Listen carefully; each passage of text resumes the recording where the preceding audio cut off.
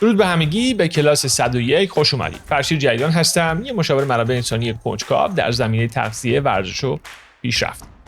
در این قسمت میخوام برم سراغ مواردی که راجع به کار و اهمیت پروتئین، مقدار مورد نیازش، ضرر کم مصرف کردنش و همینطور زیادی مصرف کردنش، کیفیت پروتئین و تأثیرش در جذب یا عدم جذب مکمل و خیلی موارد دیگه صحبت بکنم. منابع این قسمت در توضیحات هست، عکسم میذارم، چک بکنید.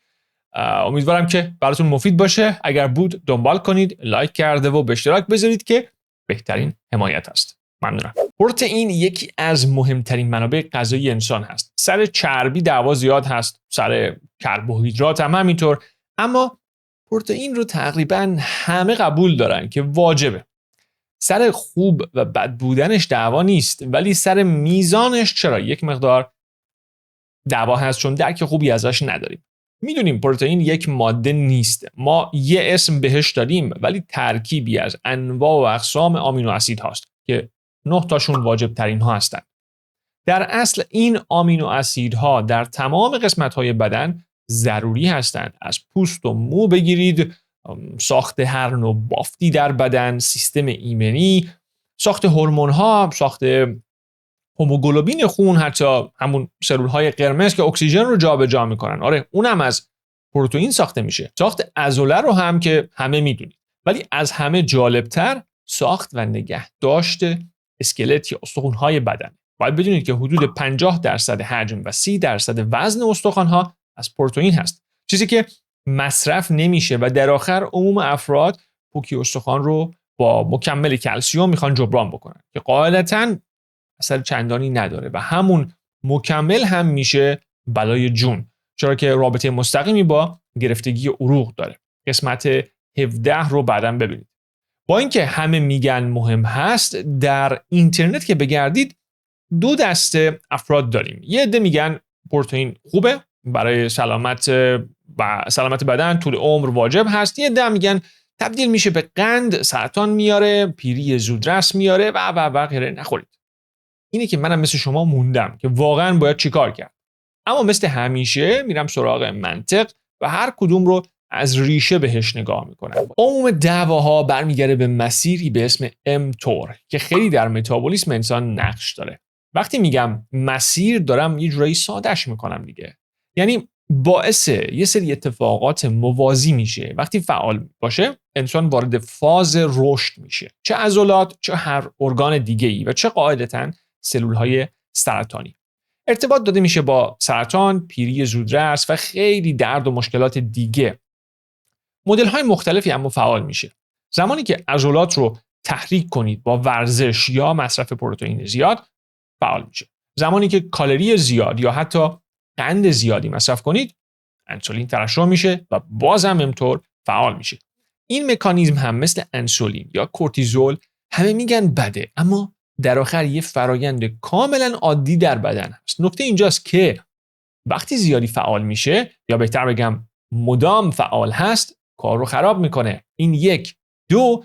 ریشه فعال شدنش هم غالبا مهمه دیگه. وقتی قند خون زیادی بالا میره یا کالری بیش از حدی مصرف کنید، این مسیر با انسولین فعال میشه. اگر ورزش کنید، از طریق عضلات فعال میشه. اگر پروتئین زیادی مصرف کنید، بازم همینطور از طریق عضلات فعال میشه. پس لزوماً خودش به تنهایی معنی نمیده و چیز بدی نیست. باید به ریشه فعال شدنش نگاه کرد. جای اینکه پروتئین مصرف نکنید چون mTOR فعال میشه و خطر سرطان داره، بیاین قند مصرف نکنید. اون گوشت 4 تا خاصیت دیگه هم داره دیگه، قند هیچی. یا میتونید کالری بیش از حد یا مدام خوردن رو کنار بذارید. جالب بدونید فاستینگ سطح mTOR رو به شدت پایین میاره. اینی که فاستینگ برای سلامت کلی و عمر طولانی میتونه خوب باشه یا میتونه در برخی شرایط ضد سرطان باشه. این از یه ایراد که به پروتئین وارد میشه. پس از مصرف پروتئین برای این موضوع نترسید. راه‌های دیگه‌ای برای کنترل مسیر mTOR و جلوگیری از پیری زودرس وجود داره که بهش میرسیم. نه بهش نمیرسیم. تو این قسمت بهش نمیرسیم یعنی، ولی تو قسمت‌های دیگه زیاد راجع بهش صحبت می‌کنم. خیلی مهمه که چند اصطلاح مهم راجع به پروتئین توی ذهنتون جا بگیره. اگر آشنا نباشید با اینها، همیشه مطالب مختلف راجبش رو با هم دیگه قاطی میکنید. اصطلاح اول که میشه گفت مرحله اول هم هست میشه پروتئین ابزوربشن، یعنی جذب پروتئین توسط سیستم گوارش. طی این فرایند آمینو اسیدهای مختلف از هم دیگه جدا شده، حسابی تیکه پاره و ریز میشه و بعد وارد عروق میشه. در همین مرحله اول یه درصدی از چیزی که خوردید جذب میشه، نه همش. این میشه درصد چیزی که شما جذب میکنید، چیزی که شخص به شخص مقداری متفاوته، بستگی به سیستم گوارشتون و مخصوصا شدت اسیدی بودن معده داره که هرچه اسید معده ضعیفتر در این درصد هم پایینتر میاد. نه فقط برای پروتئین بلکه برای کلسیم و سری ویتامین های B هم همین داستان هست و کمخونی و مسائل مربوط بشه. حالا مرحله بعد از جذب، وقتی پروتئین از روده جذب یا طوری که من دوست دارم بیان کنم از روده وارد بدن شد، اینجا میرسیم به یه اصطلاح دیگه، مرحله دوم، net protein utilization، به فارسی پروتئین بهره برداری شده خالص اگه بشه گفت، که فکر کنم میشه گفت. این درصدی از پروتئینی هست که تونستید هضم کنید. برمیگرده به ترکیب آمینو اسیدها، به عبارتی کیفیت پروتئینی که خوردید. این ربطی به شخص نداره، کاملا به اون ماده غذایی برمیگرده و برای منابع مختلف غذایی میتونه خیلی متفاوت باشه. برای مثال 97% پروتئین تخم مرغ برای ساخت و ساز و کاربردهای پروتئین قابل بهره برداری هست. پروتئین بی‌کیفیت وقتی مصرف بشه، مثلا وی پروتئین، این عدد به 35% میرسه. اونم اگر ساقیتون خوب باشه، جنسش خوب باشه، حالا اگر نه که بدتر. حالا این 65% که باقی میمونه چی میشه؟ این سوال خیلی خوبیه که حتما باید بپرسید. خب میچرخه توی عروق.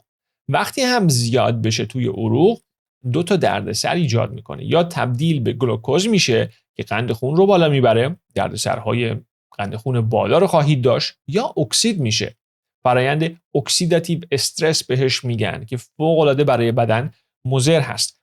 این یکی از دلایلیه که میگن پروتئین بده، چون اکسید میشه. راجع به اکسیداتیو استرس بعداً قسمت 74 رو ببینید. حالا در مرحله سوم میرسیم به اصطلاح muscle protein synthesis یا سنتز پروتئین عضلانی که MPS هم بهش میگن.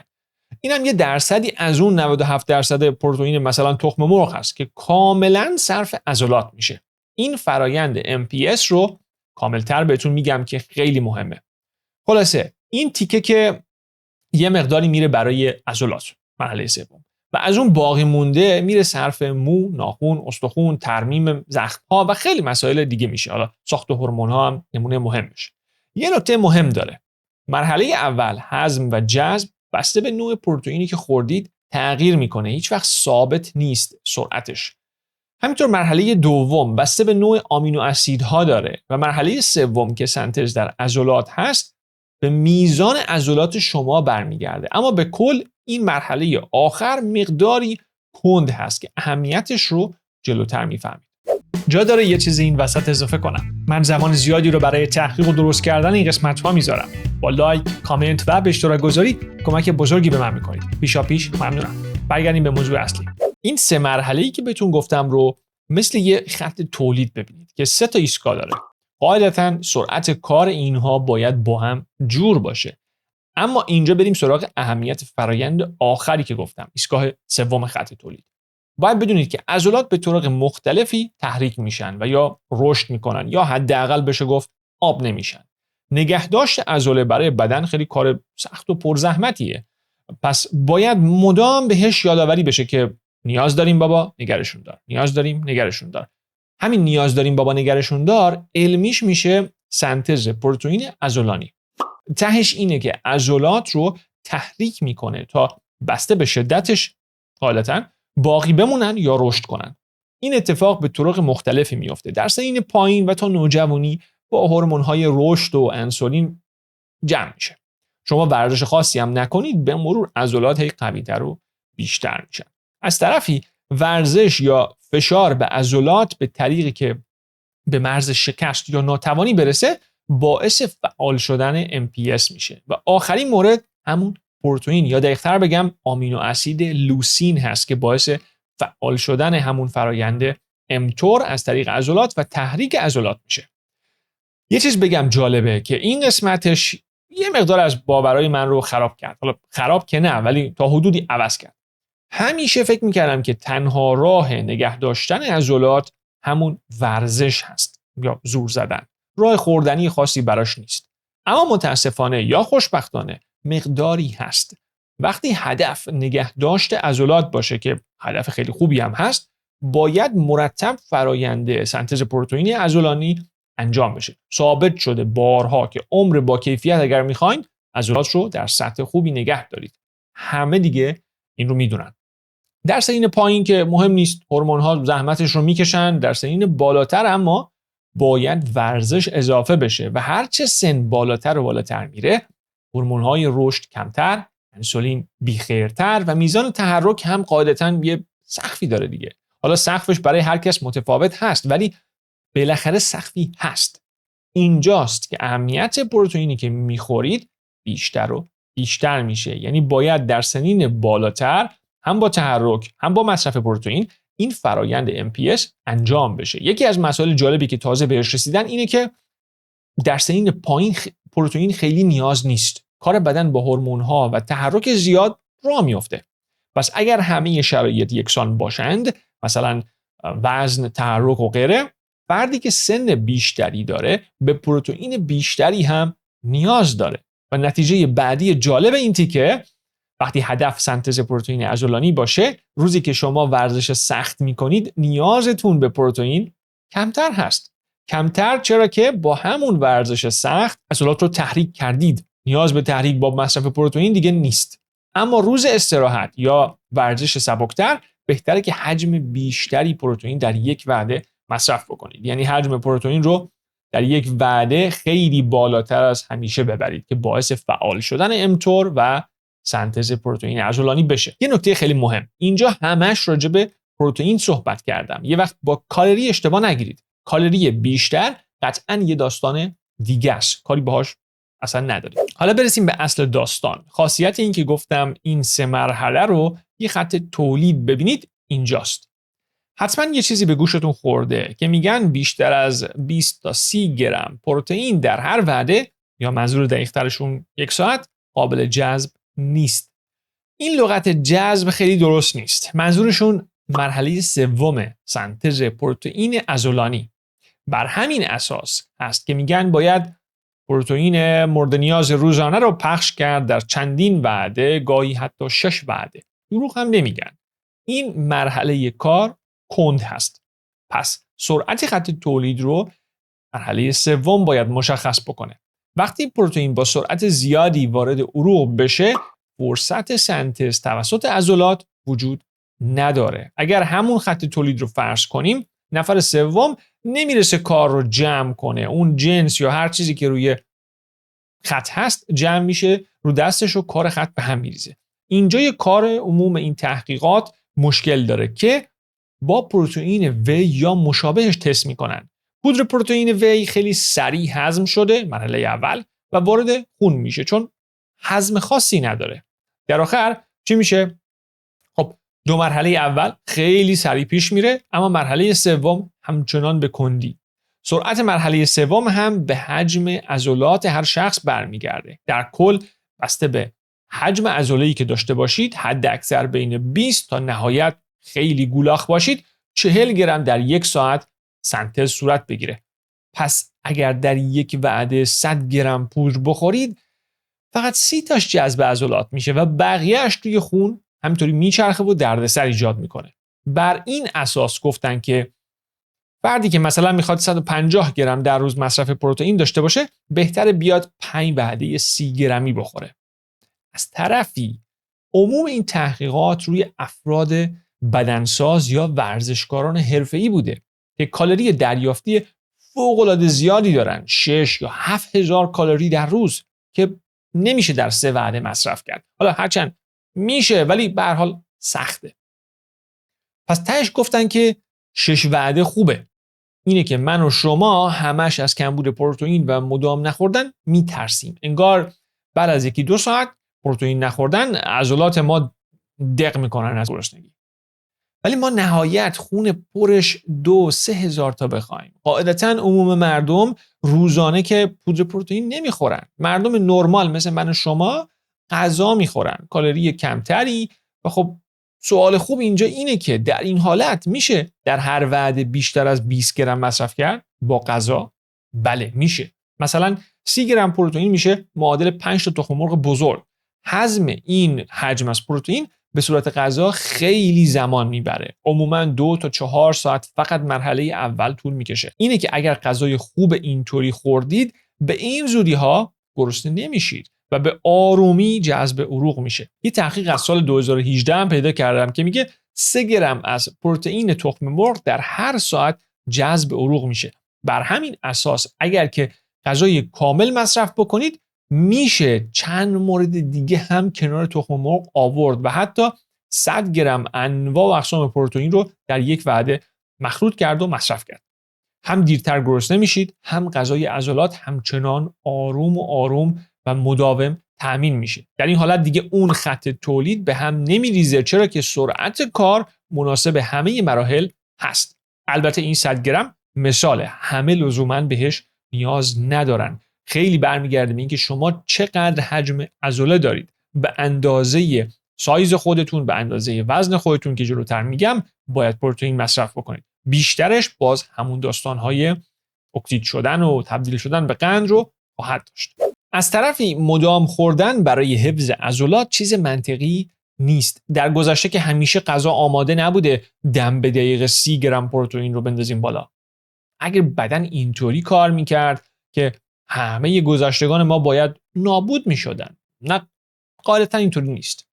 از طرف دیگه تمام پستاندارانی که گوشت میخورند مدام دنبال غذا نیستن. یه شکاری میکنن بعد برای چند روز ممکنه غذا نخورند. شیرها رو حتما دیدین دیگه، همش لش میکنن زیر سایه چیزی بعد از غذا، مثل شیرازی‌ها. اما عمده علتی که این اطلاعات خیلی پخش شده برمیگرده به شرکت‌های مکمل فروش. این فروشنده ها عموما من و شما رو میترسونن که اگر بعد از ورزش سری پودر نخوری همش آب میشه. این هم یه بحث دیگه است که ترس به جون همه میندازه. آب نمیشه، ولی برای حد اکثر کردن فرایند رشد ماهیچه‌ها خوبه که تا نهایت 3 ساعت بعد از تمرین یه حجم زیادی پروتئین مصرف کنید.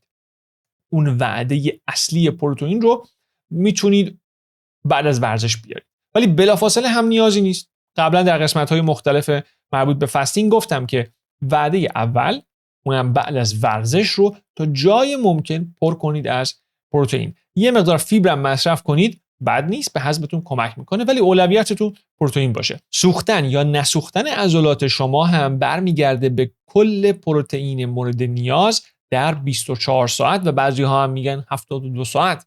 اگر در این بازه زمانی آمینو اسیدهای کافی و لازم نرسه بهتون، تمام مشکلات کمبود پروتئین رو خواهید داشت. اون فرایند امتور هم فعال نمیشه و به مرور عضلات ضعیف و ضعیف‌تر میشن. البته قبلتر گفتم که یک راه تحریک عضلات از طریق مصرف پروتئین هست. راه دیگه زور زدنه. اگه پروتئین زیادی مصرف نکردید اما شدیداً ورزش کردید، بازم فعالیت سنتز پروتئین عضلانی رخ میده و خیلی چیزی از دست نمیدید. اما اگر تحرک نداشتید، پروتئین هم نخوردید و به جاش یه مش غذای ناسالم بی خیر مصرف کردید، قطعاً به مرور نه تنها عضلات بلکه استخوان‌هاتون رو هم از دست میدید. حالا پس بعد از تمرین یه وعده پروتئین حسابی داشته باشید. حداقل 30 گرم و هرچه بیشتر بهتر، به شرط اینکه غذا باشه. 1 یا 2 وعده دیگه هم بعداً داشته باشید تا کل پروتئین مورد نیاز روزانه رو دریافت کرده باشید. راجع به مکمل هم جلوتر میگم و اینکه دقیقاً چقدر پروتئین مصرف بکنیم. هر فرد اینو یادداشت کنید 1.2 گرم به ازای هر کیلوگرم وزن بدن به پروتئین نیاز داره. این حداقل ممکن هست و فقط گرمش، حالا کیفیتش یه بحث دیگه است. بعضی جاها زنان مردونش میکنن، اما وقتی بر اساس وزن باشه خیلی فرقی نمیکنه. حداقلش یکی هست. وقتی از این کمتر میشه شما همیشه گرسنه هستید. این رایج ترین اشتباه این هست که عموم افراد در رژیم گرفتن انجام میدن. هی کالری رو کم و کمتر میکنن و ناخودآگاه مصرف پروتئین رو هم خیلی کم میکنن. بعد مدام گرسنه هستن، لاغر میشن اما چربی از دست نمیدن. در اصل عضلاتشون داره هی آب میشه. این نکته مهم رو توی ذهنتون داشته باشید. کم کردن شدید کالری اونقدری بهتون آسیب نمیزنه که کم کردن شدید پروتئین میزنه. از خرت و پرتای بیخودی که مصرف میشه کم بکنید، ولی از پروتئین نه. اما از طرفی یکی هست 70 کیلو وزن داره، چربی هم زیاد داره. یکی هست 70 کیلو عضله خالصه. اون معمولیه 1.2 گرم کافیه براش. اما اگر همش عضله است، خب اون فرد تا 2 گرم به ازای هر کیلوگرم وزن بدن هم باز باید مصرف بکنه. عموماً سقف مصرفی وجود نداره اگر که به غذا بچسبید، ولی به صورت کلی برای عموم مردم 2 گرم به ازای هر کیلوگرم کافیه. دیگه بیشترش نیازی نیست. اگر چربی خیلی کمی دارید تا 3 گرم هم میتونید زیادش بکنید. از یه جایی به بعد اما فرد دچار اسهال یا یبوست میشه، سیستم گوارشش تعطیل میشه، کبدش ممکنه به مشکل بخوره و. اما کمتر کسی هم با غذا میتونه به حجم‌های بالایی برسه اگر که حواستون به کالری دریافتیتون هم باشه. در سنین پایین که هنوز فعالیت هورمونی زیاد هست، نیازی به مصرف وحشتناک پروتئین نیست. شما عزیز دل 18 ساله واقعا نیاز نداری خودتو با انواع و اقسام پودر پر بکنی. نکن با خودت این کار رو. یه مقدار زمان بده، صبر داشته باش، میرسی به اون چیزی که میخوای. از اون طرف شما یه 40-50 سال که رد کردین، دیگه اثر هورمون ها براتون کمتر شده. اگر فعالیت هم نداشته باشید، تنها راه فعال کردن امتور و سنتز عضلانی میشه همون دریافت پروتئین با کیفیت، مخصوصاً لوسین در حجم بالا. پس افراد در سنین بالا به پروتئین بیشتری نیاز دارند. یه سری مشکل هم هست که ما رو ممکنه گمراه بکنه. یه ور بازار صنف مکمل فروشا و گوشت فروشان همش ما رو تشویق میکنن به پروتئین بیشتر و بیشتر که قاعدتاً بفروشن. میگن روزی 3 تا 4 گرم به ازای وزنت کمتر بخوری آب میشی. یه ور دیگه بازار هم یه عده عمدتاً دولتی داد میزنن بده، همش ضرر داره، سرطان میگیری، برای محیط زیست بده، که قاعدتاً برای رفع مشکل نبود منابع حیوانی با کیفیت هست. این افراد میان کمتر خوردن پروتئین رو یا گیاهخواری رو تشویق میکنن. میگن 0.5 گرم به ازای هر کیلوگرم وزن کافیه. هیچ کدوم هم درست نمیگن، چون فقط به فکر خودشون هستن، به فکر منافع خودشون هستن. این وسط حد تعادل هست و درسته.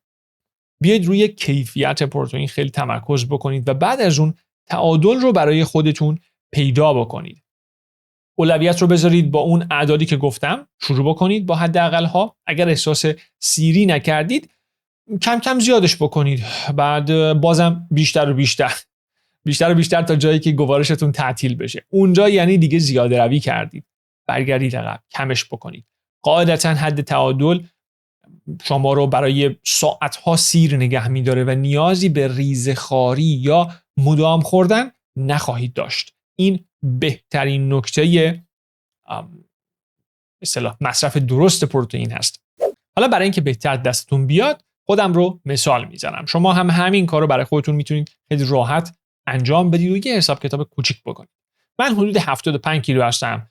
چربی نسبتاً کمی دارم. هدف رو میذارم روی 1.7 گرم پروتئین برای هر کیلوگرم وزن خودم.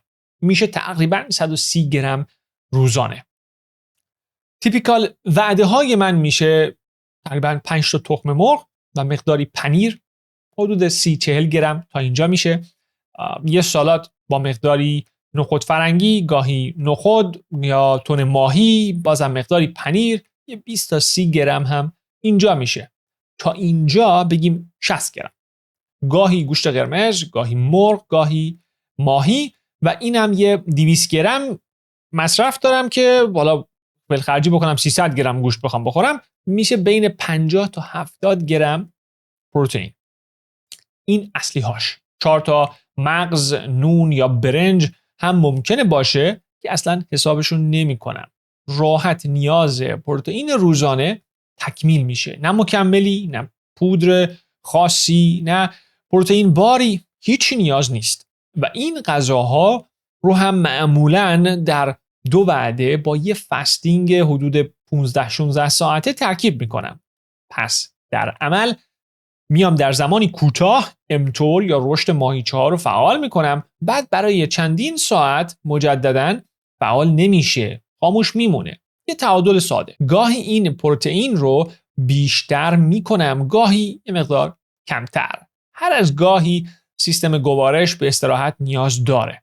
اینه که کم و زیادش میکنم. حالا از طرفی اینا رو گفتم راجع به خودم. اگر آدم معمولی هستید مثل من، خب همین براتون کافیه. نمیخواد خودتون رو دم به دقیقه با پودر پروتئین پر بکنید. اگر خیلی گولاخ هستید و با خوراک معمولی به حجم پروتئین مورد نیاز روزانه‌تون نمیرسید، بیاین پودر مکمل رو همراه یا بهتر بعد از غذا مصرف بکنید. اونجوری معده پر مرحله اول رو یک مقدار کند میکنید برای اون پودر.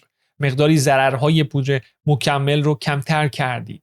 این رو فقط وقتی توصیه میکنم که یک، از کیفیت و اصالت اون مکمل واقعا مطمئن باشید.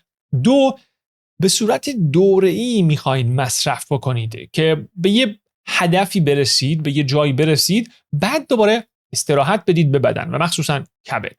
اگر دنبال مدالی نیستید، خب چرا؟ تا کی قراره این مدلی زندگی بکنید، اینجوری مصرف بکنید؟ به جاش بیاید تغذیه‌تون رو از ریشه درست بکنید.